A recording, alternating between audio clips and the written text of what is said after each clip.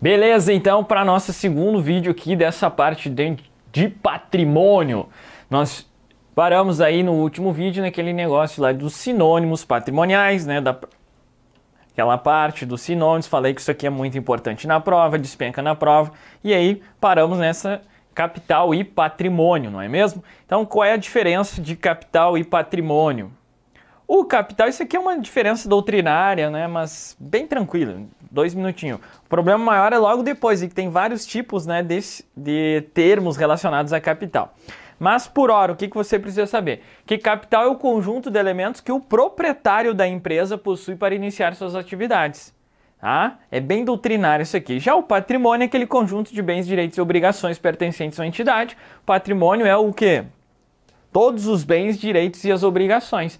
Então, o capital está dentro, na verdade, do patrimônio. O patrimônio é um conjunto de elementos que o proprietário da empresa. Então, lembra aqui, ó, com os sinônimos, estaria aqui, né, ó, os recursos próprios, capital próprio.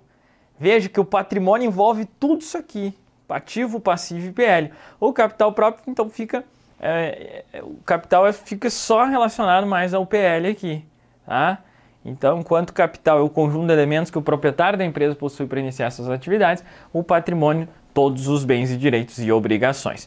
E aqui é uma partezinha chata, né? Que são as nomenclaturas de capital. Quais são as nomenclaturas de capital? Nós temos aí capital próprio, capital de terceiros, capital à disposição da empresa, capital autorizado, capital subscrito, capital a realizar, capital a integralizar.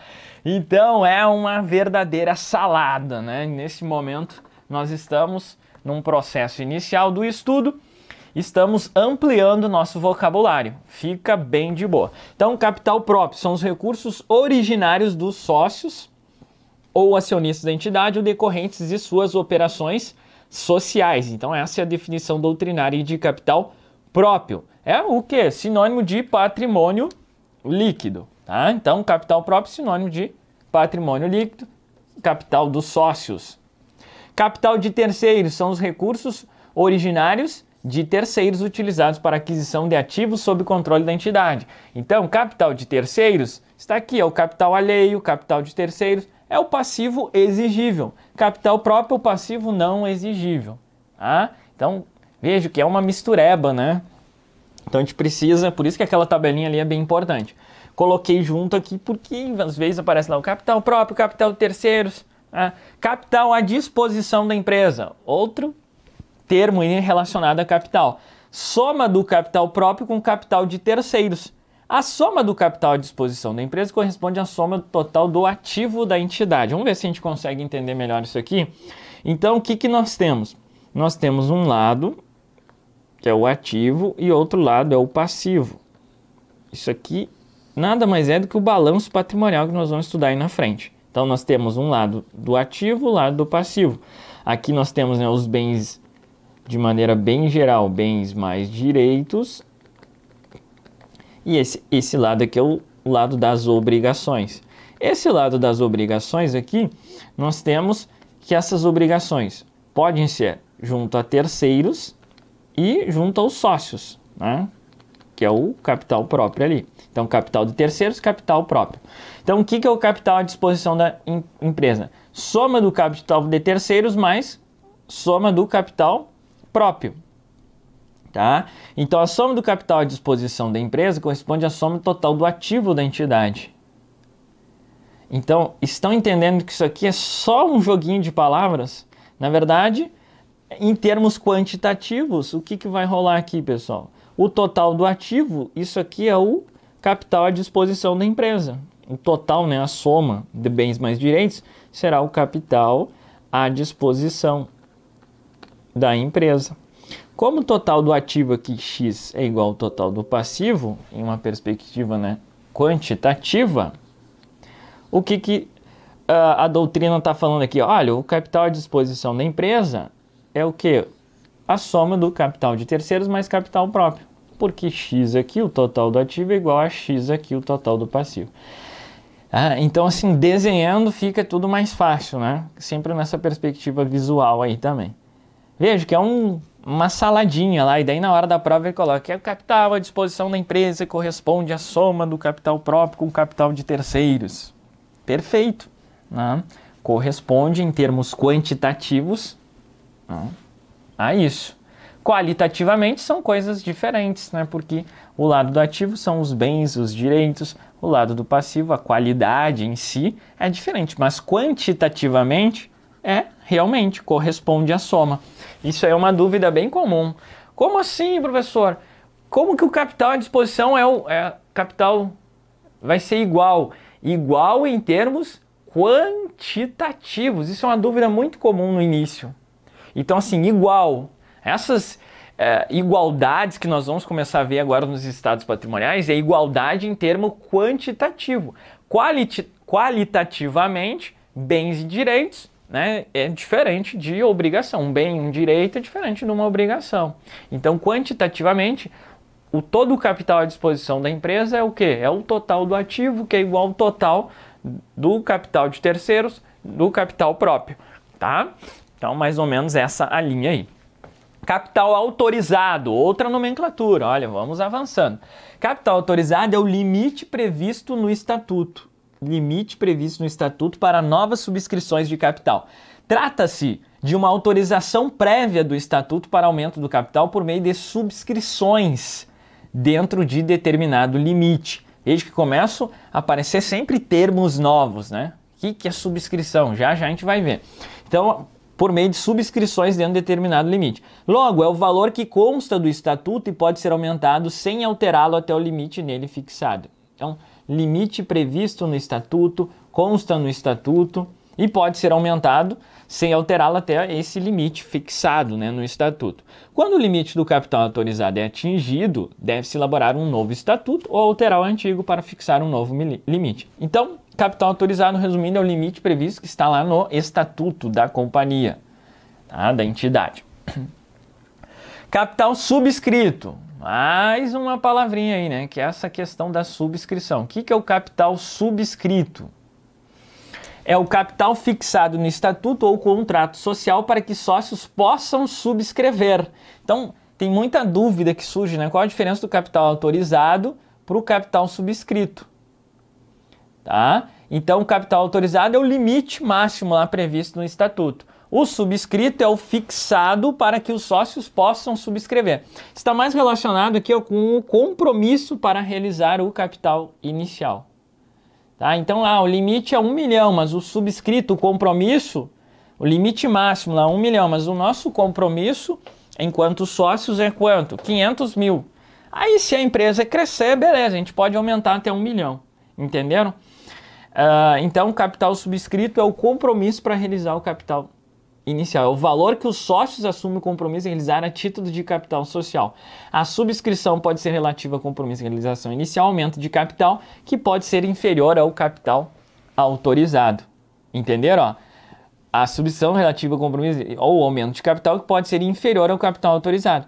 Então, vamos imaginar... professor, por que essa grandíssima farofa? Não sei, cara, não tem muito... Por que? Mais para diminuir a questão burocrática. Você tem lá um capital autorizado, vamos colocar aqui 1 milhão, só que no início, sei lá, os sócios têm um compromisso de... Então, esse aqui é o capital autorizado, e aí o subscrito, 200 mil. É o compromisso dos sócios inicialmente, né? Realização inicial ou depois, né, um possível aumento de capital. Beleza, então vejo que, por isso que a doutrina fala aqui, ó, se relativo com preço de realização inicial, aumento de capital que pode ser inferior ao capital autorizado.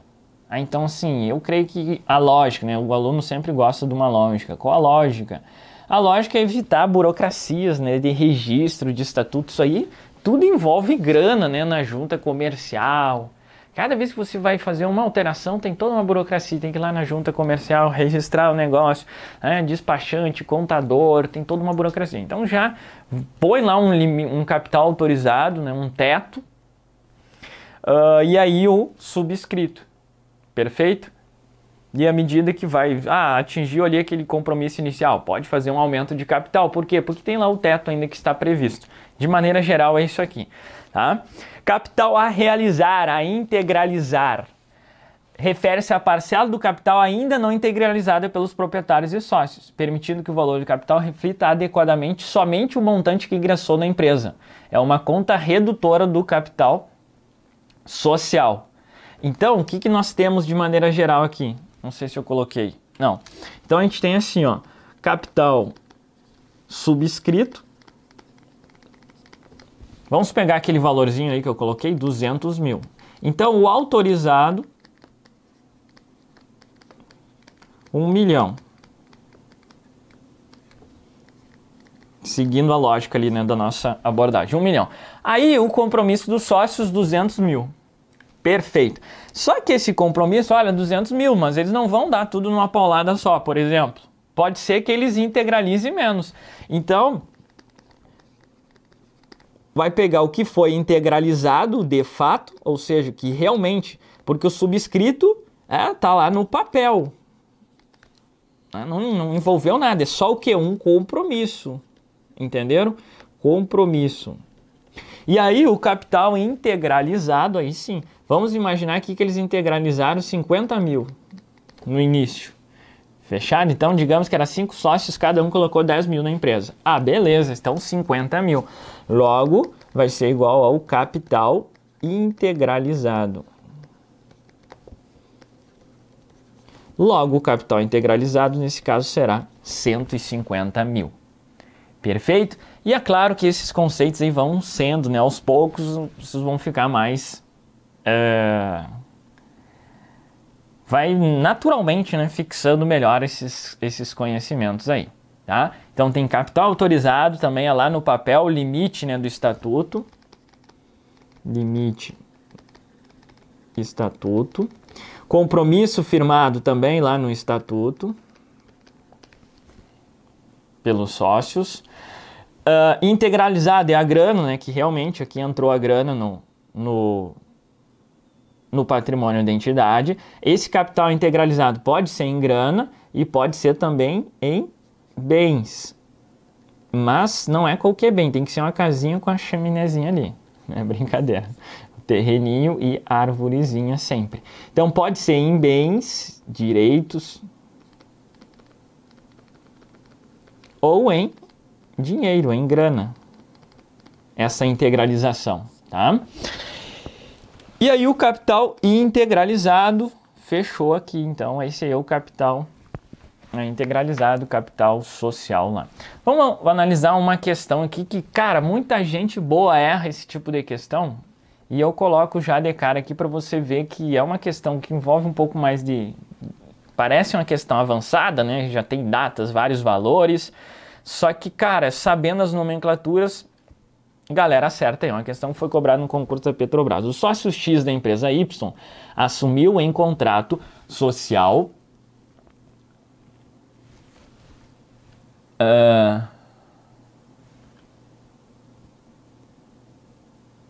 capital integralizado. Ah, aqui, né?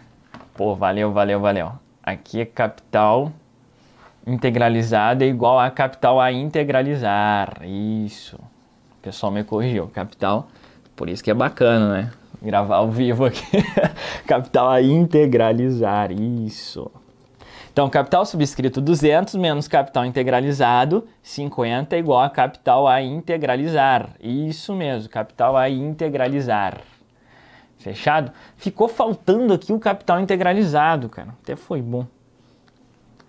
Então vamos por aqui, ó. Ficou faltando no slide capital antes de a gente entrar naquela questãozinha. Integralizado.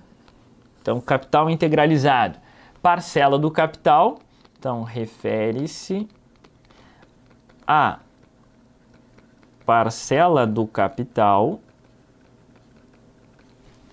já integralizada. Oh, que novidade, né? Por quem? Pelos sócios proprietários, hein? Tá? Então, capital integralizado. Agora sim, capital autorizado, limite no estatuto. Lá no estatuto, compromisso, capital subscrito pelos sócios. Integralizar inicialmente lá na data, né, do início do negócio, lá 50 mil. Então, capital subscrito menos capital integralizado é igual a capital a integralizar.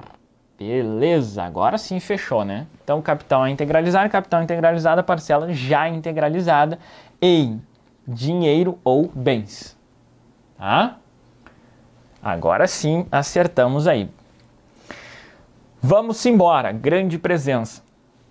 O sócio X da empresa Y assumiu em contrato social no mês de janeiro de 2011, o compromisso de investir no capital social da empresa o valor de 60 mil.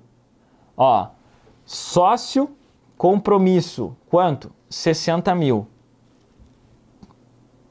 Cara, que doideira, velho. Não precisava fazer nada, galera. Ó, sócio, compromisso, 60. Qual é o capital subscrito? O que é o capital subscrito? Compromisso dos sócios. Então, cara, independente da data, quanto que vai ser? 60 mil. Tranquilo? Ah, professor, eu não acredito que é tão simples essa questão. Sim, é impressionante, mas é isso mesmo. Mas vamos detalhar ela aqui. É isso mesmo. Ó, o sócio X da empresa Y assumiu em contrato social no mês de janeiro de 2011 o compromisso de investir no capital social da empresa o valor de 60 mil em dinheiro. Ó, foi em grana. Sendo 30 mil de imediato. Ou seja, o que nós temos aqui? Olha que legal essa questão, cara. Essa questão foi um achado. O dia que eu li ela, assim, nossa, essa questão tem que ir lá para o nosso material. 60 mil. 60 mil, beleza. Esse é o capital subscrito. Quanto que foi integralizado nesse caso? Integralizado. 30 mil. Olha, ó, sendo 30 mil de imediato e 10 mil vai ser lá no mês de julho. Tá? Então, em janeiro de 2011 é isso. Ó, em janeiro de 2011, investir sendo em dinheiro 30 mil de imediato. Ou seja, em janeiro de 2011, nós temos a seguinte situação. É igual a capital a integralizar no valor de 30 mil.